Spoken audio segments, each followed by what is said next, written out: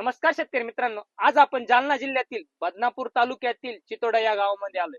तर दादा कमीत कमी 5 वर्षापासून शिमला एक्सपोर्ट करता आणि एक्सपोर्ट करून त्यांनी मार्केटला खूप छान पद्धतीने बाजारभाव पण घेतलेले.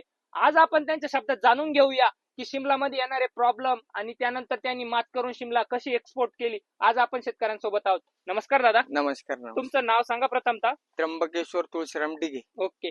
तर शिमला तुम्ही 5 वर्षापासून 5 पिकवता वर्षापासून पिकवतो. शेडनेट मध्ये. तर शिमलामध्ये सर्वात जास्त प्रॉब्लेम तुम्हाला निमॅटोडचा, मरचा मरचा, आणि सुकव्याचा होता. सुकव्याचा. तर ह्या प्रॉब्लेमला तुम्ही कशी मात केली? मी ह्या प्रॉब्लेमला फक्त निमॅटिकचा वा- मात केली. हो. प्रत्येक याच्यामध्ये शेड्यूल नुसार वापरलं. यावर्षी एक सुद्धा मरीचं झाड दिसणार नाही पुरा प्लॉट मध्ये नाही.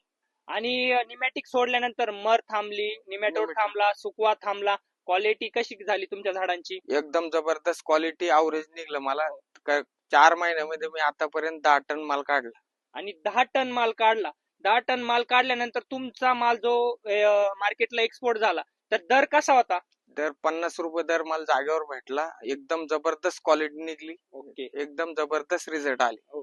तर निमॅटिक बद्दल इतर शेतकऱ्यांना काय सांगू इच्छिता? शिमला या प्लॉट मध्ये वापरलं पाहिजे?